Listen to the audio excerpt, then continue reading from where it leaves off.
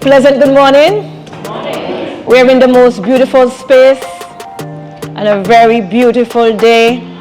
You're in the UNESCO World Heritage Site and the Nelson's Dockyard National Parks.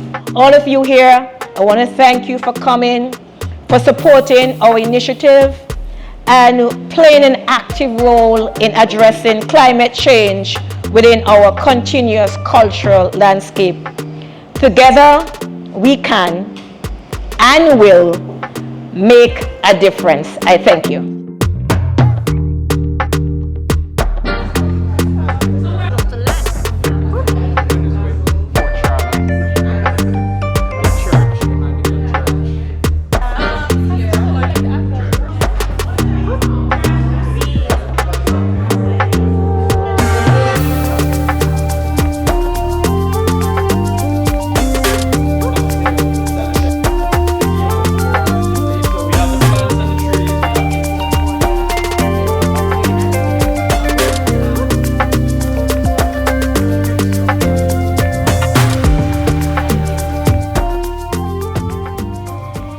Hello, I'm Desley Gardner, site custodian here for the Nelson's Dockyard National Park. This workshop is geared towards developing a climate risk assessment so that we can move towards developing an adaptation plan for the Nelson's Dockyard National Park.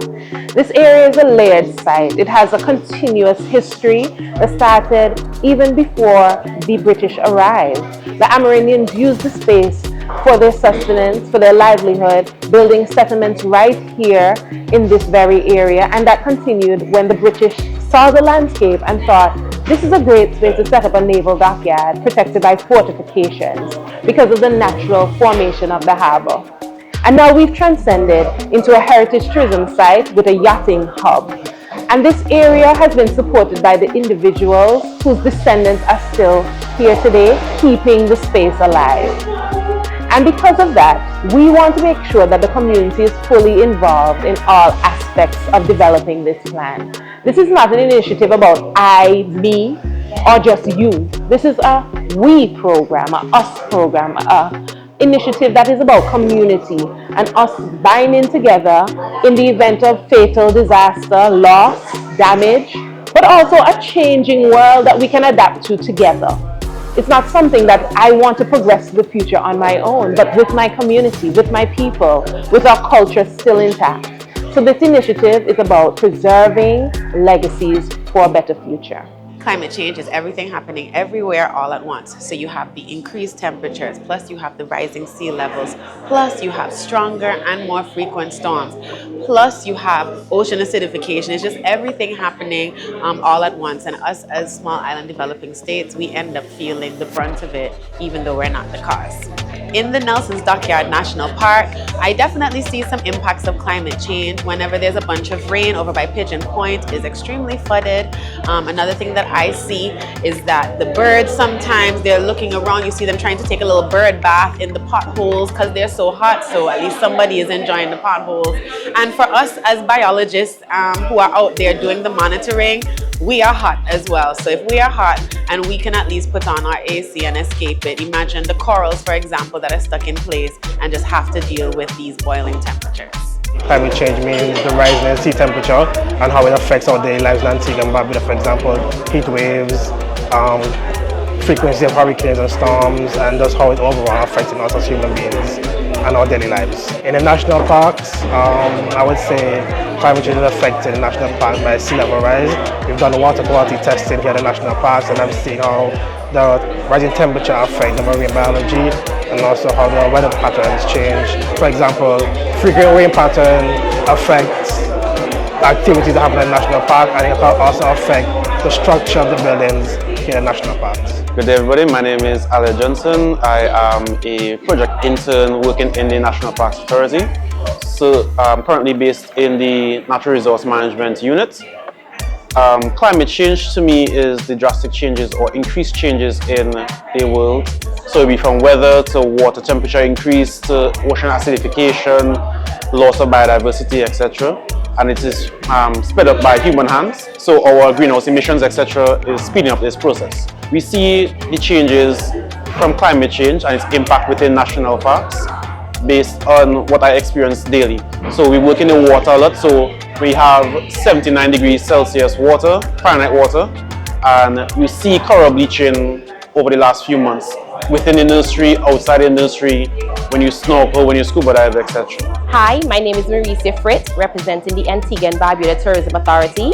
And to me, climate change simply means the actions that humans have taken over the years to cause the deterioration of our planet. I am here at this workshop because I want to learn about how the climate change is impacting the Dockyard and the national parks, and what I can do as a tourism representative to help mitigate those impacts and to, create a better environment for future generations.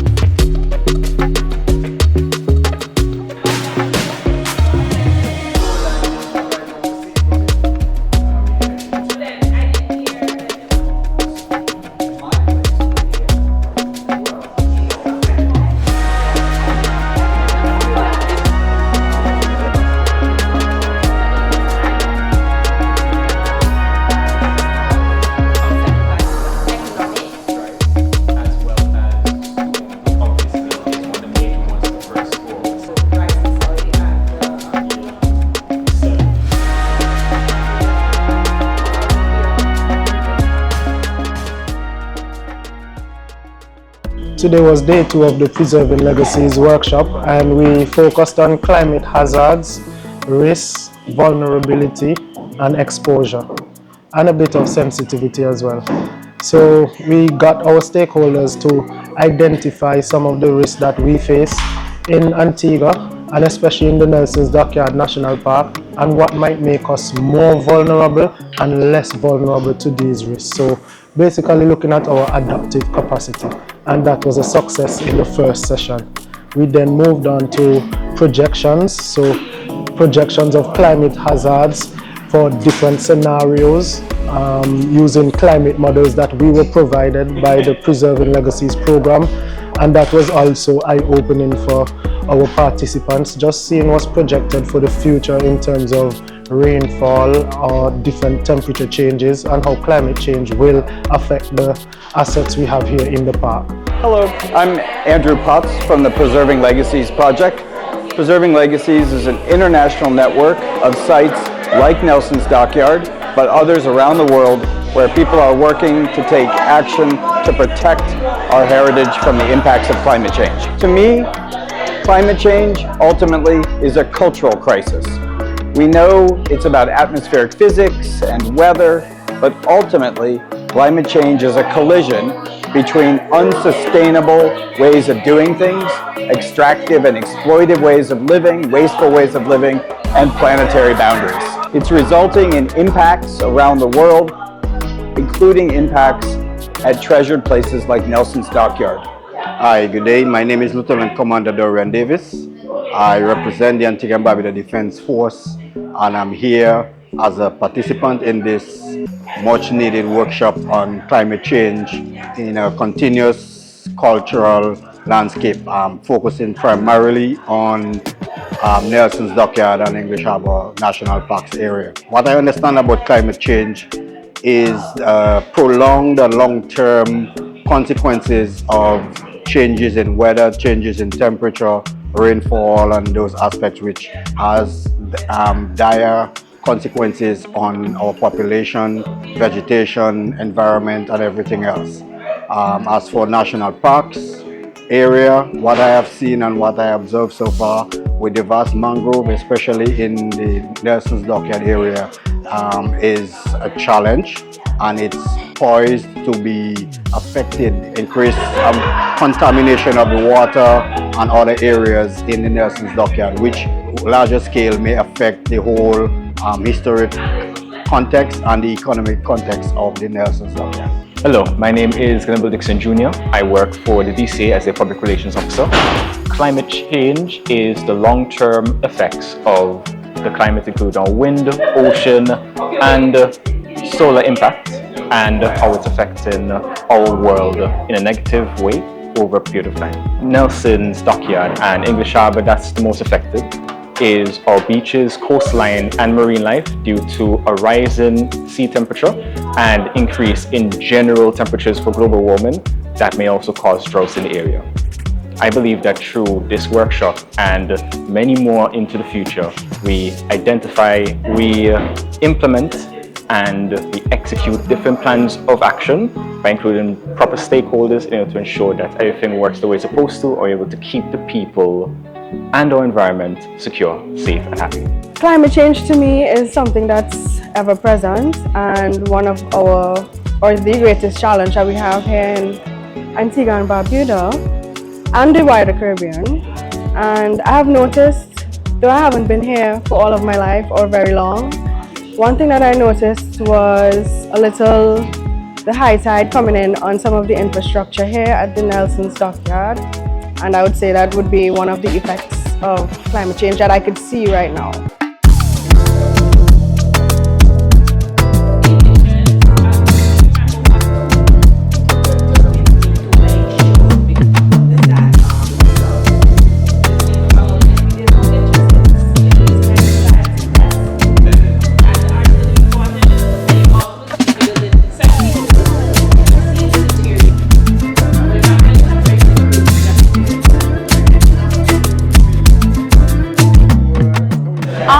So we are the wonderful ones, and we are focused on Zone 2. Zone 2 includes a number of the iconic things you see on your way into the park. So Horsford Hill, Sugarloaf Hill, Horsford Hill, did I say Horsford Hill already? Patterson's, all of the hills are in here basically. Another thing we have of course is Turtle Bay, where we have some nesting sea turtles, and we also have Blake Island, which is where Fort Charles, the oldest fort in Antigua and Barbuda, is located. And so our group is focused on figuring out what are the adaptation and mitigation measures that we are going to take to preserve these attributes in the park. So whether it is doing restoration activities, education, training, monitoring, you name it, the National Parks is going to do it, as guided by this plan, hopefully. Our vision for the climate risk assessment plan for the Nelson's Dockyard National Park is a climate resilient, people-driven national park where the historical, environmental, aesthetic, and economic values are understood, appreciated, and respected to preserve legacies for current and future generations in Antigua and Barbuda.